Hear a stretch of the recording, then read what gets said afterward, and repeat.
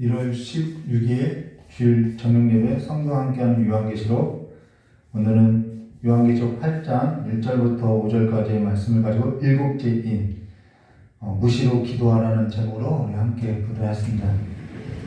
오늘 저녁부터 우리가 함께 말씀을 나누고 또 함께 기도할 것인데요. 영상으로 예배 드렸다고 가정하에서 오늘 함께 나누도록 하겠습니다. 그러면은 오늘 일곱째인을 볼 것인데요. 8장 1절 우리 한번 기도하겠습니다. 일곱째인을 떼실 때에 하늘이 반 시간쯤 고요하더니 라고, 여기 고요하더라 라고 이야기했죠. 근데 여기 하늘이 반 시간쯤 고요하더라 라는 것은 성경에 두 번밖에 쓰이지 않은 단어인데요. 이건 그냥 단지 조용했다라는, 조용하다라는 뜻이 아니라 어떠한 중대한 발표가 있을 때 침묵하게 됐다라는 뜻을 갖고 있다는 것입니다. 그러면서 6절에 이렇게 말씀하죠. 일곱 나팔을 가진 일곱 천사가 나팔을 불기를 준비하더라. 아직 부는 것이 아니라 일곱 나팔을 가진 일곱 천사가 나팔을 불기를 준비하더라는 거예요. 왜 준비하냐면은 이제 곧 만왕의 왕께서 곧 다시 오실 거기 때문에 준비하라는 거예요. 자, 그러면요, 여기 계시록 8장 1절 일곱째인을 떼실 때 하늘이 반 시간쯤 고요하더라 라고 했던 그 고요하다라는 것은 무엇을 말하냐면은 만왕의 왕께서 등장할 때 모든 소리가 침묵하게 되는 것을 말해준다는 것입니다. 우리가 이렇게 높은 사람이 이렇게 딱 입장하게 되면 우리가 다 고요해지듯이 모든 잡음이 다 조용해지듯이 그런 상황을 말한다는 것이죠. 자, 그러고 나서 계시록 8장 2절 내가 봄에 하나님 앞 일곱 천사가 서 있어 일곱 나팔을 받았더라 라고 얘기하는데요. 여기서 우리가 기억해야 할 것이 뭐냐면은 우리가 첫째인부터 네 번째인까지 보았는데 첫째인은 뭐였냐면은 흰말, 거짓 선지자였죠. 거짓. 그 다음 두 번째는 분쟁. 그 다음 셋째는 기근. 그 다음 네 번째는 사망. 이것이 그냥 하나의 묶음이었다라는 것이죠. 그리고 다섯째는 재단 아래 죽임당한 영혼이 있고, 이 다섯째는 죽임당한 영혼. 그다음 여섯째는 우리가 무엇을 보냐면 우주적인 대격변. 그래서 모든 것이 다 떠나가는 것을 보았죠. 근데 우주적인 대격변이 있는데 거기에 땅의 사람이 있고 그다음 하나님께 인침을 받은 자 14만 4천 명이 있다고 우리가 보았다는 것이죠. 그러고 나서 이제는 일곱 번째 인에 있어서 볼 것인데요. 일곱 번째 인을 떼니까 그 일곱 번째 인에 있어서 내가 봄에 하나님 앞에 일곱 천사가 서 있어 일곱 나팔을 받았더라 이야기하는 것입니다. 자, 우리가 기억할 것이 뭐냐면요. 계시록은 이렇게 읽다 보면은 마치 시간의 순서에 따라서 일곱 교회 시대가 있고 일곱 교회 시대가 끝나면은 일곱 인이 있고 일곱 인의 시대가 끝나면은 마치 일곱 나팔이 있고 일곱 나팔이 끝나면 일곱 대접이 있는 것처럼 보이는데 그것이 아니라 지금 이 일곱 인 속에 뭐가 있냐면은 일곱 천사가 있고 일곱 나팔이 있다라는 거예요. 이걸 좀 그림으로 표현하면 이런 식이죠. 이렇게 그림으로 표현하면은 여기에 이제 첫째부터 넷째인, 여기 다섯째, 여섯째인, 여기 일곱째인이 이렇게 있는데 여기 일곱째인에 대해서 이렇게 확대해서 이렇게 보여준 것을 말해주고 있다는 거예요. 이런 그림이라는 거예요. 그래서 이 일곱째인을 뗄 때에는 그 일곱째인 안에 뭐가 있다라면 일곱 천사와 일곱 나팔에 관한 것이 있다라는 거예요. 그래서 그것에 관해서 펼쳐서 보여주고 있다는 것이죠. 그래서 일곱인 속에는 일곱 천사, 일곱 나팔이 펼쳐진 상황을 전개하겠다는 것이죠. 일곱인을 뗄 때라는 것은 이 끝에 관한 일에 있어서 일곱 천사, 일곱 나팔이 가지고 있는 의미에 있어서 설명하겠다. 이런 논리적인 설명이라는 것입니다. 그러면 그 일에 있어서 가장 중요한 것이 뭐냐? 이제는 이건 끝에 관한 일이라는 거예요. 이렇게 확대해서 이제 보여준다는 것이죠. 근데 그 끝에 관한 일에 있어서 일곱 천사와 일곱 나팔을 가진 의미에 있어서 설명하는데 그 일에 있어서 가장 중요한 것이 뭐냐? 오늘 3절 말씀이죠. 또 일곱 천사와 일곱 나팔이 아니라 다른 천사가 와서 자 제단 곁에 서서 이 제단 곁에라는 것은 다섯 번째 인에서 나왔죠. 제단 곁에 서서 금향로를 가지고 많은 향을 받았으니 이는 모든 성도의 기도와 합하여 보좌 앞 금제단에 드리고자 함이라라고 금제단이 나온다는 것입니다. 근데 이 금향로를 가지고 많은 향을 받았으니 이 향이 뭐냐면은 이는 모든 성도의 기도와 합하여라고 했던 것으로서 성도들의 기도가 나온다는 거예요. 자, 일곱 나팔, 일곱 천사가 나오기 전에 뭐가 먼저가 나오냐면 성도의 기도가 나온다는 것이죠. 시편 141편 2절에 나의 기도가 주의 앞에 분향함과 같이 되며 나의 손 드는 것이 기도하는 거죠. 우리 찬양할 때 자연스럽게 손 들어지는 것, 그 하나님 앞에 기도로서 들려지는 거죠. 나의 손 드는 것이 저녁 제사같이 되게 하소서라고 이야기했죠. 근데 여기 이는 모든 성도의 기도와 합하여 보좌 앞 어디에요? 금제단에 드리고자 함이라라고 여기 어디에 드리냐면은 보좌 앞 금제단에 드리고자 함이라라고 한다는 것입니다. 자 그러면은 보좌 앞 금제단에 드려지는 이 기도, 이 성도의 기도가 뭐냐? 사실 이 기도에 있어서 성도의 기도에 있어서 우리가 이미 다 살펴본 내용이라는 것입니다. 우리 계시록 5장 7절과 8절 말씀 보시면 이렇게 말씀하죠. 그 어린 양이 나와서 보좌에 앉으신 이의 오른손에서 두루마리를 취하리라. 그 두루마리를 취하심에 네 생물과 24 장로들이 그 어린 양 앞에 엎드려 각각 검은 고와 향이 가득한 금대접을 가졌으니 이 향은 성도들의 기도더라라고. 이게 성도들의 기도라고 이미 앞서서 언급했죠. 일곱 인에 관해서 이야기할 때. 근데 거기에 있어서 좀 더 그 기도의 내용이 무엇인지 살펴보면은 계시록 6장 9절과 11절에 다섯째 인을 떼실 때에 내가 보니 하나님의 말씀과 그들이 가진 증거로 말미암아 죽임을 당한 영혼들이 제단 아래에 있어라고 여기 제단이 나오죠. 그러고서 큰 소리로 불러 이르되 거룩하고 참되신 대주제여 땅에 거하는 자들을 심판하여 우리의 피를 갚아주지 아니하시기를 어느 때까지 하시려 하나이까 어느 때까지 하려 하시나이까 하니 각각 그들에게 흰 두루마리를 주시며 이르시되 아직 잠시 동안 쉬되 그들의 동무 종들과 형제들도 자기처럼 죽임을 당하여 그 수가 차기까지 하라 하시더라. 여기 억울하게 죽임당한 영혼들이 지금 금제단 아래 하나님 앞에 보좌 앞에 그 어린 양께 기도하는 그 기도가 바로 성도들의 기도임을 보여주겠다는 것입니다. 근데 여기 수가 차기까지 하라 이것은 일부 어떠한 단체가 말하는 것처럼 순교 어떠한 정말 목숨을 버리는 그 순교에 관하여서만 말하는 것이 아니라는 거예요. 우리가 이 일에 있어서 너무 좁게만 볼 것이 아니라 좀 넓게 봐야 한다는 것이죠. 지금 성도의 삶이라는 것은 지금 이 내 생물, 이 내 말이 이렇게 활동하는 때라는 거예요. 거짓과 분쟁과 기근과 사망이 활동하는 때로서 하나님의 말씀과 예수 그리스도를 시인하고 살아가는 그 모든 삶이 지금 큰 환난 가운데 살아가는 죽임당한 삶을 말하고 있다는 것이죠. 그래서 지금 성도의 삶이라는 것이 종말을 살아가는 삶으로서 큰 환난 가운데 살아가고 있는 삶이라는 것입니다. 그리고 4절과 5절 말씀 보시면요. 향연이 성도의 기도와 함께 천사의 손으로부터 하나님 앞으로 올라가는지라 천사가 향로를 가지고 제단에 불을 담아다가 땅의 소돔에 우레와 음성과 번개와 지진이 나더라 라는 것에서 두 가지에 있어서 아주 확실하게 하고 있는데요. 하나는 뭐냐면은 오늘 이 이야기를 하려는 거예요. 그것이 뭐냐면은 하나는 모든 성도의 기도는 반드시 천사들의 손에 들려져서 하나님께로 올라간다는 거예요.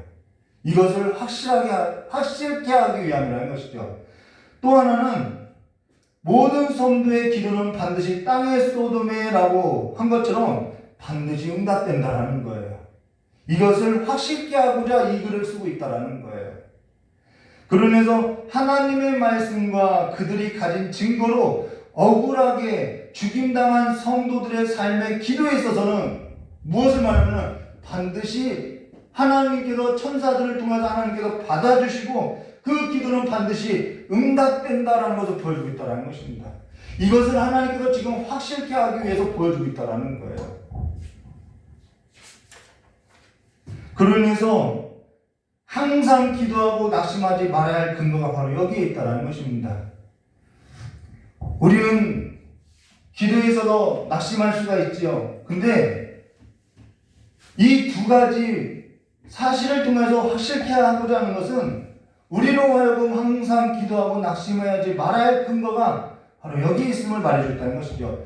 이 일에 있어서 기도와 관련해서 예수님께서 친히 비유로 말씀하신 중요한 비유가 있는데 누가복음 18장 1절과 8절의 말씀으로 예수께서 그들이 항상 기도하고 낙심하지 말아야 할 것을 비유로 말씀하여 이르시되 어떤 도시에 하나님을 두려워하지 않고 사람을 무시하는 한 재판장이 있는데 그 도시에 한 과부가 있어 자주라는 것에 동그라미 치시면 좋을 것 같아요.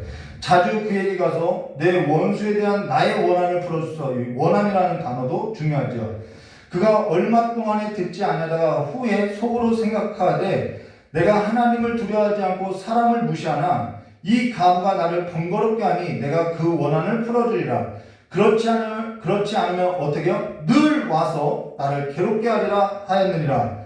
그러고 나서 주님께서 뭐라고 하셨냐면 6절과 7절에요.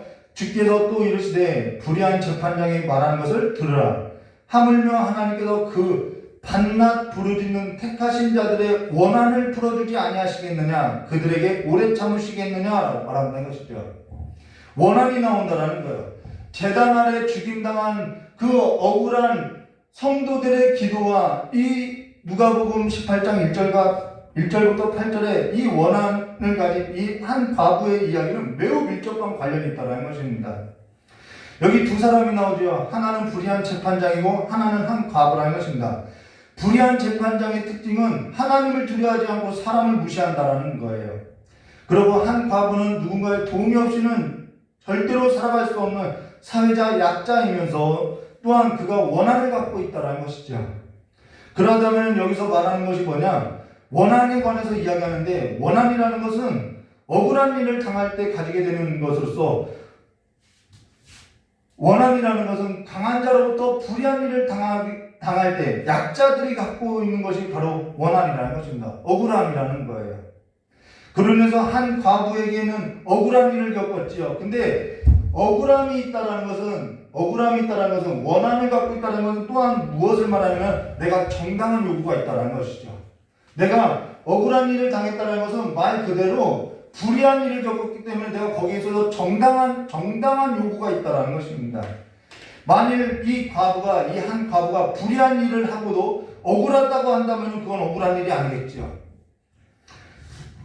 그러나 여기서 불의한 재판관이 얼마 동안 듣지 아니하다가 후에 속으로 생각하되 내가 하나님을 두려워하지 않고 사람을 무시하나 이 과부가 나를 번거롭게 하니 내가 그 원한을 풀어주리라. 그렇지 아니하면 늘 와서 나를 괴롭게 하리라 하였느니라 라고.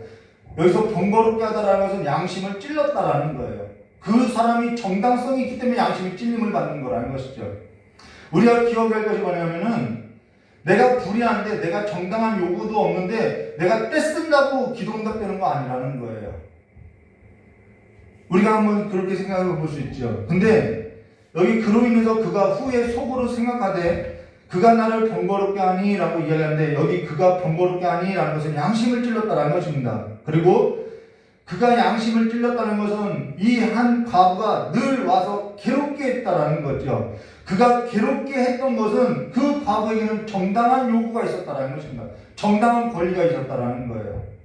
여기 성도들의 기도란 제단 아래 죽임당한 영혼들이란 예수를 주로 고백하고 하나님의 말씀을 믿고 하나님의 말씀대로 살다가 억울한 일을 당하고 그 원한을 갖고 살았던 성도들의 기도로서 성도들의 부르짖음을 말하고 있다는 것입니다. 그러면은 요즘 세상에는 이러한 일이 없느냐? 왜 없냐는 거예요. 예수 믿으면 손해보는 일이 많지요. 예수 믿으면 조롱당하는 일 많지요. 기도하면은 멸시당하는 일 많지요. 지금 기도하는 때라고. 저도 저희 아내한테 굉장히 핍박 많이 했거든요. 주일에 자격증 시험 보지 않으면은, 주일에 공무원 시험 보지 않으면은 손해 보지요. 주일에 가게문 닫으면은 주말 장사 손해 보지요. 자동차에 십자가 걸고 다니면은 예수 믿는 사람이라고 얕잡아 보지요. 교회라고 하면은 세상이 얕잡아 보고 교회라고 하면은 참아야 한다고 이야기하지요. 그런 일들이 우리 삶 가운데 얼마나 많이 있냐는 거예요. 근데 주께서 또 이르시되 불의한 재판장이 말하는 것을 들으라. 하물며 하나님께서 그 반납 부르짖는 택하신 자들의 원한을 풀어주지 아니하시겠느냐, 그들에게 오래 참으시겠느냐라고 말하고 있습니다. 근데요, 우리의 정당한 여기는요, 예수 그리스도의 피에 있다라는 것입니다. 우리의 질병이며 그 모든 고통이 사실상 우리가 받아야 할 것이 아니라는 거예요. 모든 성도들의 기도에 있어도, 근데 하나님은 모든 성도들의 기도에 있어도 다 받으시고 반드시 땅에 쏟으시겠다라고, 반드시 응답되겠다라고 이야기하고 있죠. 속기 이루시겠다고 이야기하고 있죠. 근데 누가복음 18장 8절에 이런 말씀이 있어요. 내가 너희에게 이르노니 속기 그 원한을 풀어주시라 말하고 있어요. 근데 그러나 인자가 올 때, 인자가 온다라는 것은 주님께서 다시 오시는 것을 말하죠. 인자가 올 때에 세상에서 믿음을 보겠느냐 하시라라는 것은 이 땅에서 기도만 하다가 갈 수 있다라는 거예요. 이 땅에서 어떠한 대가 없이, 어떠한 보상 없이 기도만 하다가 갈 수 있다라는 거예요. 그러나 기도를 멈추지 말고 쉬지 말고 해야 할 근거는 우리가 보상이나 대가를 바라는 것이 아니라 기도에는 역사가 있다라는 것을 말해주는 것입니다. 어떤 권사님이 사위 구원에 있어서 기도했었어요. 그런데 그분이 살아생전에 그 사위가 구원받는 것을 보았느냐? 보지 못했어요. 보지 못하고 소천했어요. 그러면 그 사위가 구원받지 못했느냐? 아니요. 지금 구원받아서 교회 다니고 있다는 것입니다. 이 땅에서 기도한 것에 관해서 어떠한 대가나 보상 없이 그냥 보지 못하고 갈 수 있어요. 그러나 그 기도는 응답된다는 것입니다. 역사를 넘어서도 응답된다는 거예요. 내 때가 아니어도 기도는 응답된다는 거예요. 이 나라가 부강하게 해달라고 기도했던 이들이 이 나라가 부강하게 되고 해방되는 것을 보지 못하고 간 이들이 얼마나 많은지 몰라요. 그런데 이 나라가 지금 부강하게 된 것은 그들의 기도가 있었기 때문이라는 것이죠. 오늘 우리가 기억해야 할 것이 뭐냐면은 내 때에 보상이 없다고, 내 때에 대가가 없다고 기도를 멈추는 것은 어리석은 일이라는 것입니다. 오늘 우리가 사는 것은 누군가가 앞서서 기도한 이들이 있었기 때문에 우리가 지금 살고 있다는 거예요. 지난 세월 추운 겨울날 교회에 가면은 지금처럼 이러한 교회 바닥이 아니죠. 그때는 이렇게 돌을 세워놓고 이 나무 판자를 이렇게 쭉 연결해서 이 밑으로 바람이 숭숭 왔다 갔다 하는 그런 교회 바닥에서 예배를 드렸을 때가 있었는데, 저녁에 그 교회 바닥에 가면은 추운 겨울에 가면은 이렇게 이슬 같은 게 반짝반짝 빛나는 일들이 있었어요. 그런데 그것이 뭐였냐면은 추운 겨울날 성도들이 흘렸던 그 눈물 자국이 얼어붙어서, 교회 바닥에 얼어붙어서 그것이 빛났다라는 것이죠. 그런데 오늘날에는 그런 일들이 없어요. 이런 기도를 하고 있다고 우리에게 계속해서 전수되었고 들려졌던 역사가 있다라는 거예요. 저 역시 저희 부모가 기도해서 지금 이만큼 살아가고 있고요. 또한 저희 부모도 저에게, 자녀들에게 나는 너희를 기도로 키웠다라고 말을 한다라는 거예요. 그리고 저희 부모는 자녀들에게 내가 널 위해서 이러한 기도를 하고 있었다고 들려주었고 그 일에 있어서 하나님의 응답이 어떠한 것인지 말해주었다라는 거예요. 지금 이 나라가 잘 사는 것, 기도하는 이들이 있었고 기도로 먹였던 이들이 있었다라는 것입니다. 교회 바닥을 눈물로서 닦았던 이들이 있었다라는 거예요. 추운 겨울날 비닐 한 장 뒤집어 쓰고 산에서 기도하는 이들이 있었다. 저희 시골 가면은 저희 어머니 배대 선교센터 크게 하고 있는데요. 그 기둥도 골조도 세워지기 전에 바람 불 때 저희 아내가 거기서 전기도 없는데 전기를 따가지고 등 하나 끼고 기도했었다라는 것. 그 기도하는 사람들이 있었기 때문에 지금 선교센터가 세워졌다라는 거예요. 이 나라와 이 민족이 전수해야 할 것은 철야기도, 통성기도, 새벽기도, 작정기도, 그 기도이며 기도 가운데 성령께서 조명해 주시는 그 하나님의 말씀을 자녀들에게 들려줘야 할 것을 말해줬다는 것입니다. 자녀가 부모로부터 단 한 번도 기도한 일에 있어서 들은 적이 없고 기도 가운데 하나님께서 내게 주신 약속이 무엇인지 성경 말씀을 들려준 것이 없다고 하면은 그건 부모의 역할을 다한 것이 아니라는 것입니다. 자녀에게 기도를 물려주시고 자녀에게 무엇을 기도하는지 들려주시고 자녀에게 들어야 할 그 기도가 무엇인지 듣고 하나님 앞에 나아가서 하나님의 약속의 말씀이 무엇인지 전수하는 기도하는 부모가 되시기를. 그러한 부모들이 사라지고 있어요. 기도하는 일들이 사라지고 있어요. 그러한 기도하는 자가 되시기를 주님의 이름으로 축원합니다. 기도하다가 죽는 사람들이 있었으면 좋겠어요. 기도하다가 죽는 귀한 삶이 되시기를 주님의 이름으로 축원합니다. 우리 이경진 목사님 나오셔서 여러분을 위해서 기도해 주시고 마치도록 하겠습니다.